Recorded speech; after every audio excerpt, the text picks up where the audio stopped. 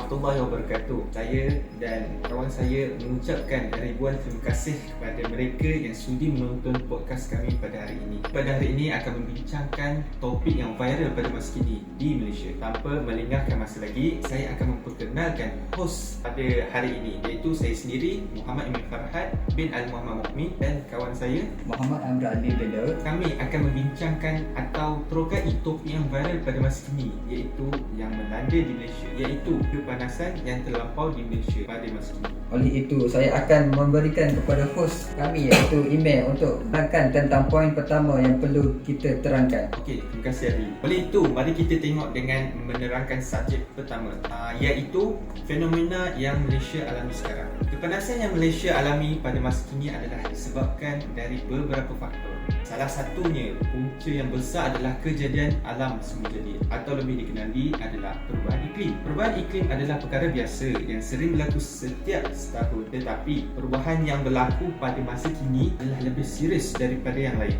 Apakah nama fenomena ini? Mesti ramai orang yang hendak tahu untuk mencari maklumat yang lebih lanjut di internet. Fenomena yang dialami Malaysia pada masa kini adalah bernama fenomena ayunan Madden Julian. Fenomena ini telah dicatatkan pada 1 Mei lalu oleh Dr. Fridolin. Fenomena ini adalah sebahagian keragaman iklim di kawasan tropika, dan ia tidak stabil dan membuat suhu sekejap terlalu panas ataupun sejuk. Kalau begitu, adakah fenomena ini lebih teruk ataupun tidak daripada El Nino, dan adakah ia mempunyai akibat sekiranya ia terus berterusan? Okey, fenomena ini tidaklah dikatakan baik tetapi tidak teruk seperti El Nino, kerana Malaysia masih mendapat sumber air yang secukupnya. Cuma akan ada side effect pada kesihatan kita lah dekat sini.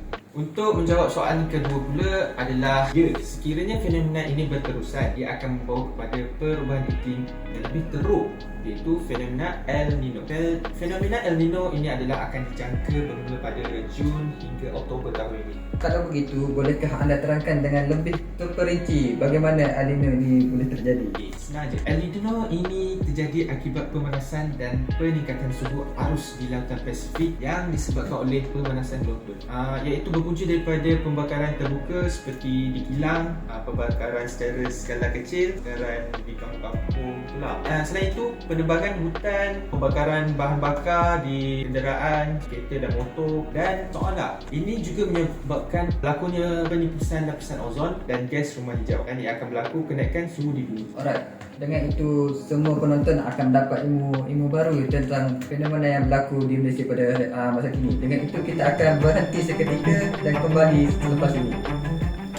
Kita kembali lagi bersama saya, pengacara Adli dan Ine. Kita sambung topik kita pada hari ini tentang kepanasan ekstrim yang melanda Malaysia. Baiklah, sambung. Pada 30 April 2023, Kementerian Pendidikan Malaysia KPM telah mengeluarkan surat siaran garis panduan dan perkeliling berkaitan situasi ini, yang ditandatangani oleh Timbalan Ketua Taraf Pendidikan itu Dr. Norisah Suhaili. Awalnya, menerusi surat siaran itu, institusi pendidikan di bawah KPM termasuk di sekolah dibenarkan ditutup jika kawasan mereka diisytiharkan heatwave, iaitu global haba, oleh Jabatan Meteorologi Malaysia, MET Malaysia. Selain itu, semua aktiviti luar seperti meretas desa, mahan, kawat kaki dan sebagainya akan dihentikan jika status suhu harian bagi cuaca panas berada pada tahap amaran pertama. Okey, Mek, apakah yang dimaksudkan dengan tahap amaran pertama tu? Okey, sebagaimana yang tertera, tahap kepanasan suhu terbahagi kepada 3 bahagian,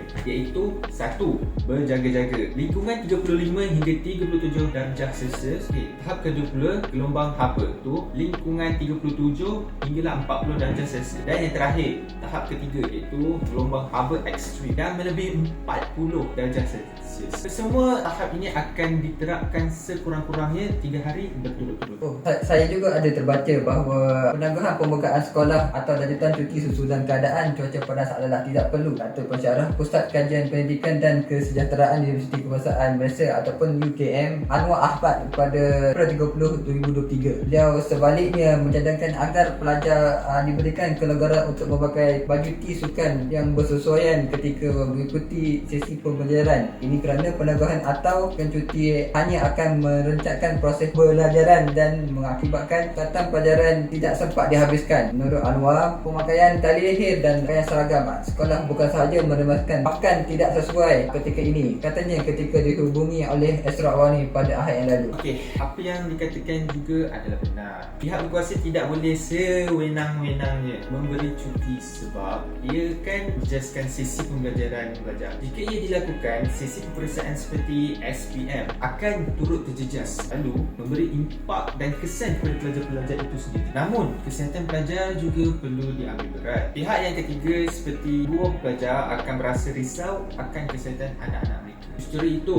bagai pihak mempunyai poin yang sama juga. Kembali semula ke podcast kami pada hari ini. Tanpa melengahkan masa lagi, saya dan rakan saya menjemput profesor dalam bidang ini untuk menceritakan lebih lanjut tentang isu yang kami sampaikan pada hari ini. Kita bersama Profesor Hasif. Betul? Okey Profesor, saya ada beberapa soalan. Adakah cara untuk kita elakkan situasi ini bertambah buruk? Kiranya ada, apakah dia? Tentu selalu dibincangkan setiap kali sebabkan ni masalah iklim dunia kan berpanas. Jadi inilah saya memperkenalkan diri saya dulu lah sebab mungkin ramai yang tak kenal saya lagi kan. Nama saya Profesor Hasif. Saya dari bidang perubahan iklim dunia. Bagaimana yang kita bincangkan sebentar tadi, memang ada cara untuk membetulkan pemanasan global ini, tapi ia memerlukan penolongan seluruh negara agar kesemua rakyat memberi komitmen dalam meneruskan program ini. Kerana program ini perlu mengambil masa yang lama bagi memberi kesan dan impak kepada iklim dunia. Program apa tu Profesor? Program ini adalah untuk memulihkan iklim dunia ini. Terdapat ada beberapa cara. Salah satu caranya adalah pihak kerajaan menggunakan sumber tenaga yang boleh diperbarui. Kebanyakan sumber tenaga ini yang digunakan untuk menjana tenaga elektrik hari ini adalah berasaskan arang batu. Penghasilan memerlukan penggunaan haba yang banyak. Sebabkan kosnya rendah, kebanyakan negara yang masih lagi bergantung pada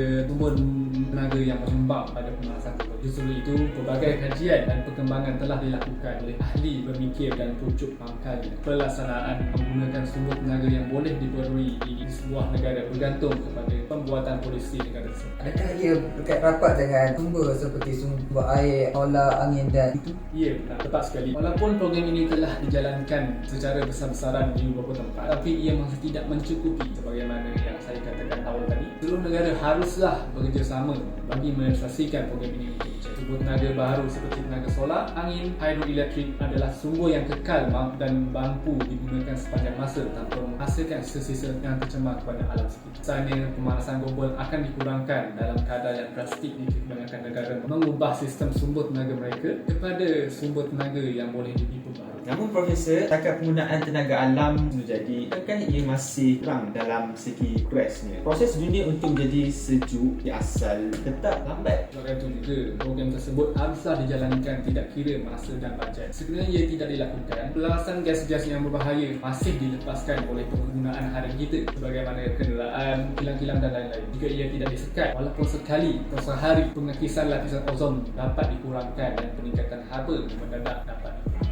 Bagi membaiki lapisan ozon ini pula, kerajaan haruslah membuat suatu program yang boleh dilakukan setiap tahun seperti menanam pokok dengan lebih banyak secara besar-besaran, bukan setakat negara Malaysia sahaja, malah turut dilakukan di pelbagai negara lain. Dengan ini, perbaikan lapisan ozon dunia boleh dipercepat.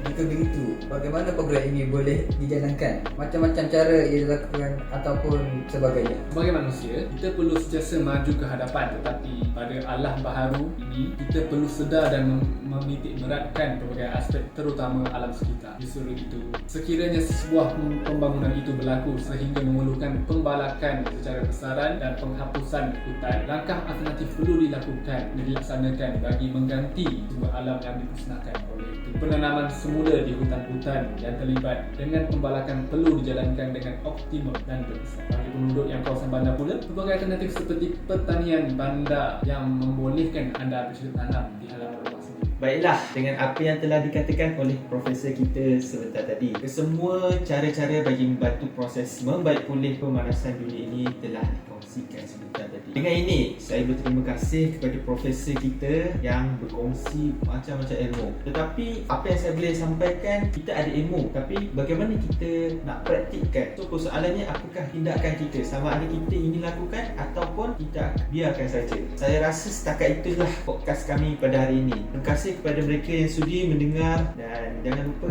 like, subscribe dan share. Semoga berjumpa lagi.